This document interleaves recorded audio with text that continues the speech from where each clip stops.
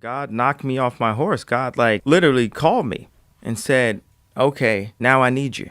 God is real. God loves you. God wants the best for you. Believe that. I do. We just try to be good people and respect other people and be kind. Well, that's a Christian. And that is, yeah, we grew up really Christian. When people are dealing with loss and knowing that, it could be devastating to somebody, but also what comfort and joy does it bring when you know that there is something else? There is now no more pain, no more suffering, an eternity of love and joy.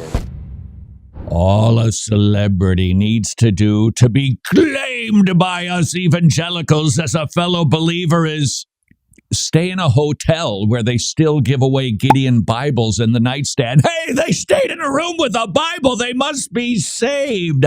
We hear anything from a celebrity that sounds remotely Christian, and we jump on that like Justin Peters on a false teacher. You're a bad person. Seriously, how many times do we need to get egg on our evangelical faces by embracing any celebrity who once drove by a church?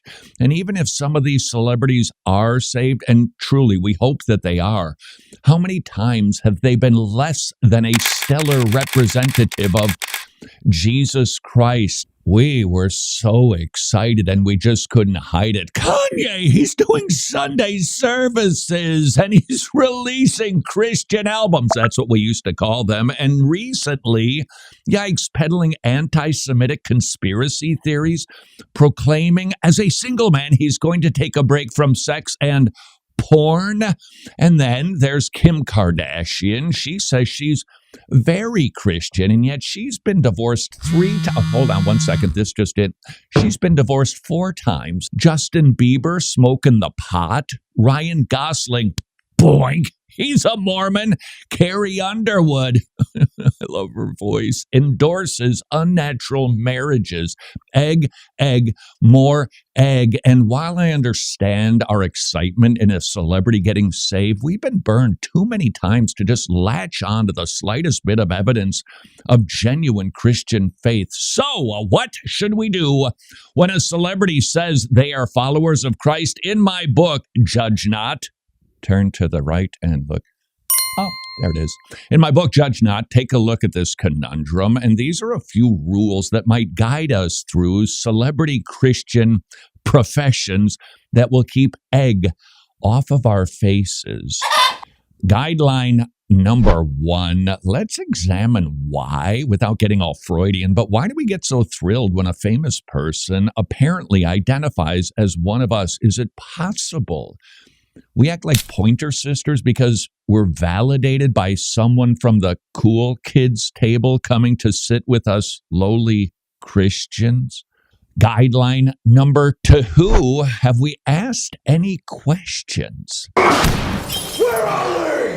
We don't need to do that, but shouldn't we at least ask a few questions before extending the right hand of fellowship? Questions like, hey, are you a serving member of a sound local church? Hey, do you associate with a specific denomination? Are they being discipled in the faith? Or did they just say, I really dig Jesus, man? Whoopee! Guideline number 3, we shouldn't expect perfect sanctification from them or anyone, but do we see any new good fruit at all? Are they growing a little bit disillusioned with the way of the world? Are they growing to hate sin, love righteousness? Are they growing in a Christ-like love for their enemies? Jesus told them we would know his followers by their fruits. Let's listen to that. Guideline 4, are they accountable to anyone, especially a local church? If they have no accountability, seriously, they shouldn't receive our endorsement. Guideline number 5, would it hurt to just wait a little bit? I think the term is, could we wait just a minute?